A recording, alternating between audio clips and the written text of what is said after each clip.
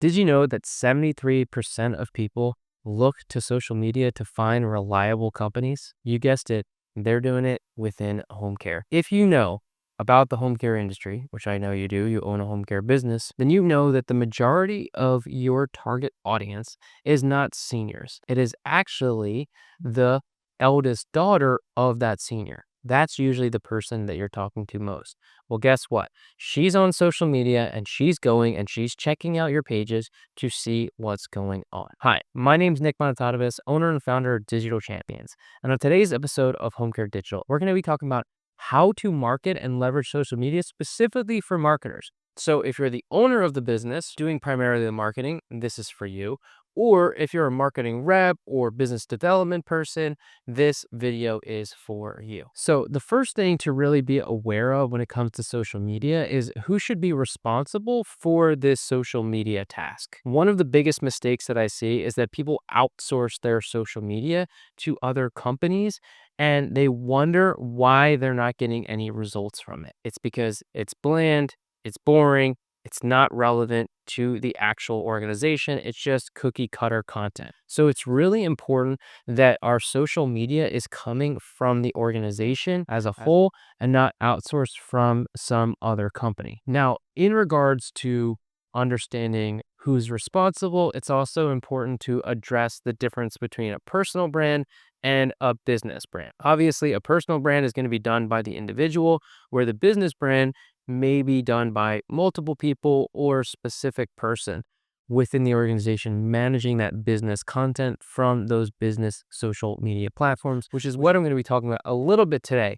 We're going to be diving into the personal brand as well as the business brand and kind of helping between those two things to better understand so that you can start leveraging and utilizing social media that's going to put your best foot forward. One thing that's really important when it comes to who's responsible is understanding that it's a top-down approach. And so that means that if you're the owner, you need to make sure that you have a clear vision and a clear plan of what you want your social media and tone to look like about what your brand is so they can be delegated. I'm not saying that you have to be the one that's constantly going on and posting, but it is important that you have a general goal, objective, and a plan of what you want to showcase so that it can be then delegated to either a social media manager or a marketer within the business that works for your agency already. That's generally who I recommend as the best person, either a social media manager or the marketer who's actually hitting the ground, doing the work, out in the field, knows all the players, knows the people, knows the staff.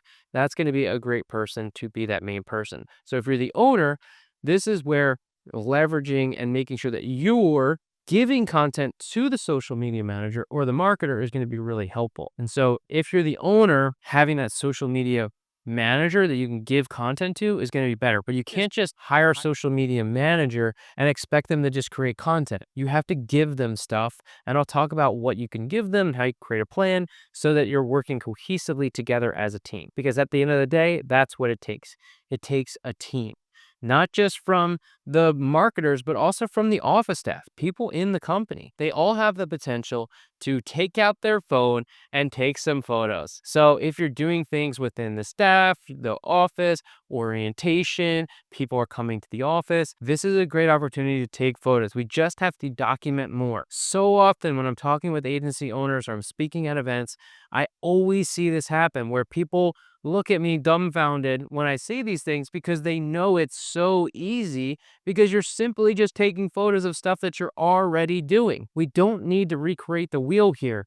We just want to document and showcase things that we're already doing. So when it comes to documentation, it's just a matter of thinking about what is happening on a regular basis that you can start to market and showcase in your social media platforms. So let's talk about overall business focused content, and then we'll get into some other aspects. So this is going to give you a roadmap of different things that you can create content around. The first being the overall business. Number one is events. Being part of a home care agency, there are events constantly happening, whether it's marketing events, whether it's community events.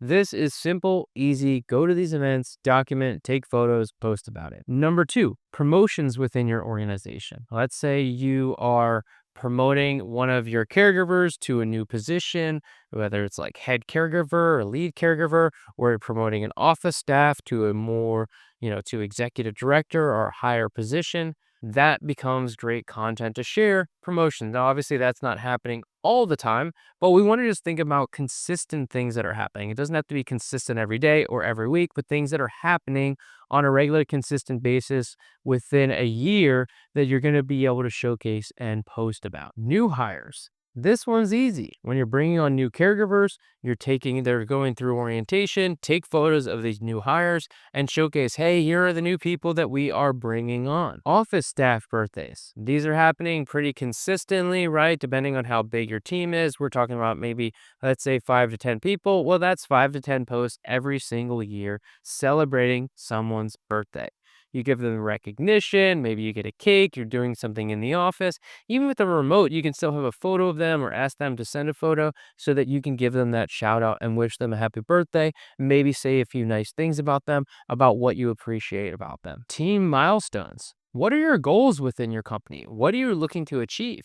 Maybe you've just opened up a new territory. Talk about that. Talk about, hey, we're so excited expanding our reach into this newer territory. Now we can serve even more seniors and more people. Hey, it was our goal to serve 150 clients to 500 clients. We achieved that goal. Share that. Share the goals and then share when you achieve them. This is a great way to showcase behind the scenes. Not to mention, if you don't have these goals within your organization, these are things that can actually help you within the business so that not only you're doing it within the business, but now you can market it as well so that people can be like, oh, I heard you guys had that goal. Like, how's it going? Oh, congratulations on hitting your goal. Whatever it may be, this is a great way to showcase that recognition, these milestones that you're achieving within your team so that you can really give people that behind the scenes of who you are. Let's talk about caregiver focus for a second. I know I touched on it a little bit already, but obviously we want to attract more caregivers. And if you're thinking, Nick, caregivers don't look at Facebook, you're wrong. They absolutely do. The ones that are good absolutely do. The bad ones, maybe not so much. But the good ones, they need to make sure that you're the right company for them if they're going to switch to you. And so they're going to look at all the different things. They're going to look at your website. They're going to look at your social media. But the thing is, websites often are so vague. There's not a lot of information. So social media is a great way to give you a representation of your brand and your culture. So the more that you're showcasing that is going to help you to attract those top caregivers. So one, orientation. Again, this is something that's happening regular on a consistent basis. What are some things that you're doing during orientation that help create and showcase your company culture? Highlight those things. Welcoming in these new individuals. Hey, let's make a video real quick. Everyone just say, hey, we're excited to be here, or whatever it may be. Be creative, be fun. You want to welcome these caregivers in and showcase what kind of organization you are. This is one of those things where it's just about being fun. All right? We don't have to be so serious all the time. The more that we can input fun into our organization, the more that we can then document and showcase those fun things that we're doing online. Caregiver of the month is another thing. Recognizing these caregivers. I touched on that in a few other videos, so let's not go into that too much today. In-house training. How often are you doing training for your caregivers? This is such a big one because it's so easy because you're already doing it. So every time that you have a new training that you're doing, whether it's in person and in-house, or if there's things that they're doing online that you're really pushing, maybe it's like stroke. Hey, we're learning about stroke this week. Maybe you're using some caregiver training platform. Post about that because now you're highlighting a few different things just from this one style of post.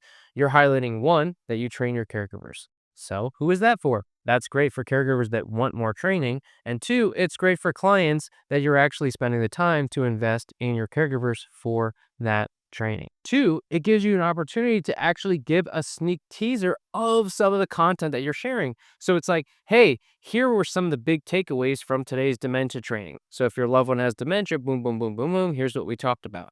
So now you can actually share educational content while simultaneously talking about how your caregivers are learning this content. So now you've just converted multiple elements in focusing on multiple target audiences. Caregiver testimonials, that's a big one.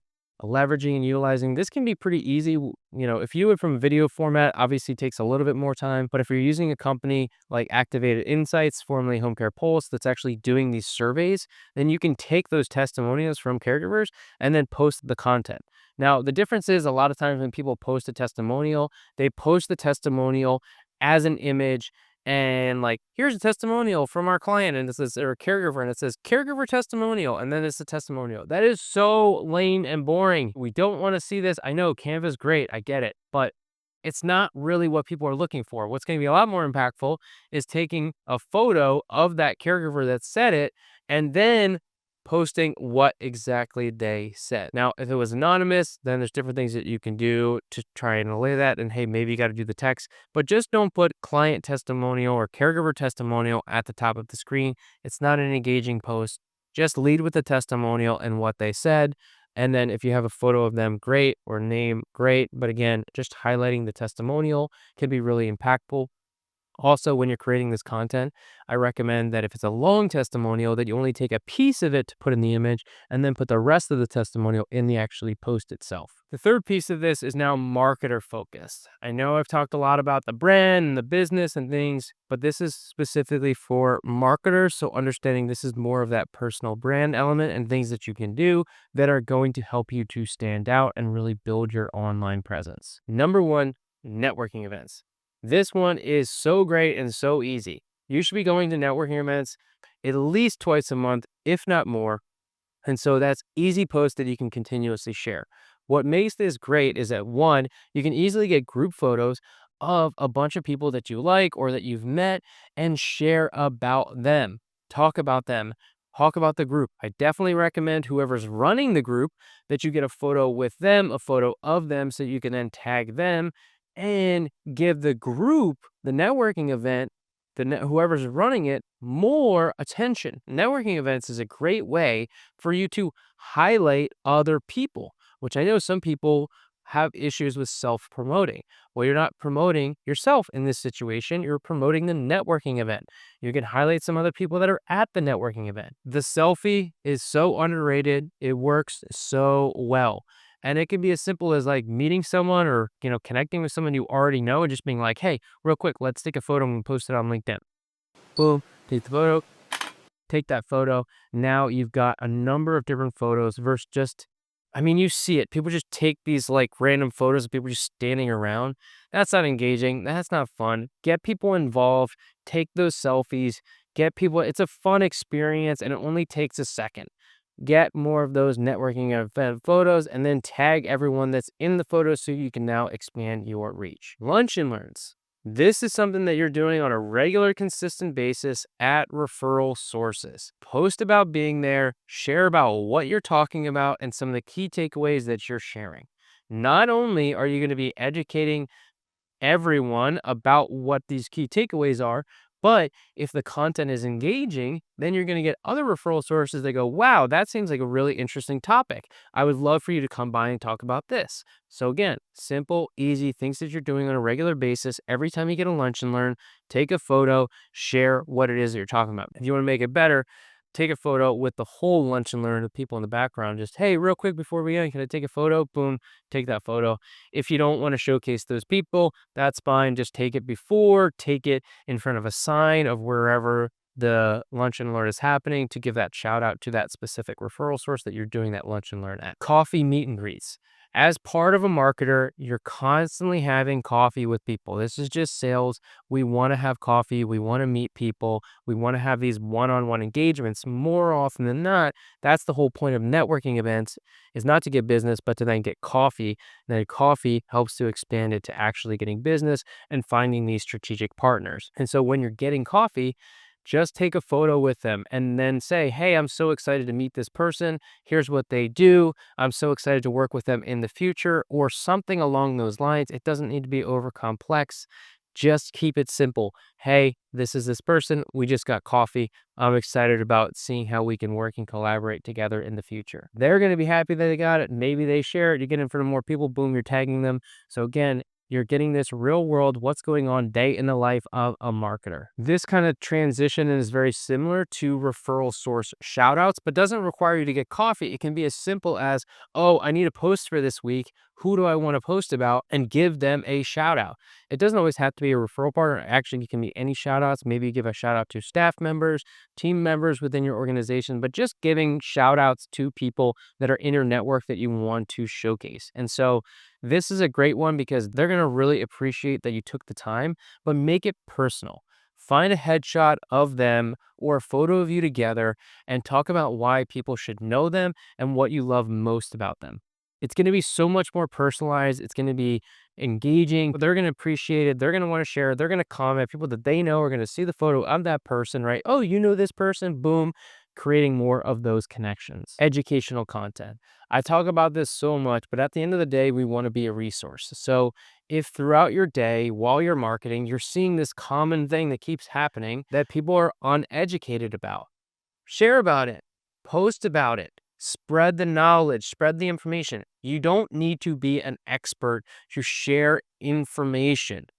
A lot of times when I first started building my brand, my personal brand, before I even had a business, all I would do was create a video for 2 minutes every Monday about something that I was listening to. I was really into podcasts and audiobooks, still am. But what I would do is I would just post about what I was learning or what I learned that day and share it. And so I wasn't saying that, hey, I'm the expert in this. I was saying, hey, this is what I learned and I want to share it with you and pass it on. That's the best thing that you can do, because what can end up happening is they end up passing on to someone else, which is what happened to me. I shared content about this. One of my friend's sister-in-law came up to me and told me that she watched my videos and she actually shared it with her students. So she's got a whole school of 30 people in her classes. She's sharing it with every single one of her students, all the classes that come in. She teaches PE. And then now we're now spreading that message. I mean, that just like hit my heartstrings so much, and I was so moved by that. But it just goes to show what can happen with the power of education and just being willing to share freely and get this information out there. So before we conclude today's video, there are 3 quick things that you can do to increase engagement. Number 1, authenticity over perfection.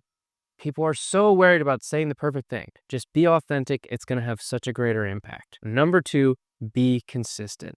That doesn't mean that you have to post every single day. If you post every single week, that's great. That's still consistent. Most people are not posting, specifically on LinkedIn, very often. There's only like 1%, 3% of LinkedIn users that actually post. So just by posting, you're already separating yourself from the majority of people on the platform. And number 3, interaction. Interact with other people on the platform. It's not always about posting, but actually creating meaningful comments on other people's social media platforms. This can go based from personal platforms like LinkedIn and posting on an individual person, or going to Facebook and commenting on the business pages so that you can get noticed by those specific businesses. It's a great way to increase your engagement, grow your reach, grow your brand. So if you want to learn more about how you can build your online presence, schedule a call today by going to thedigitalchamps.com/connect.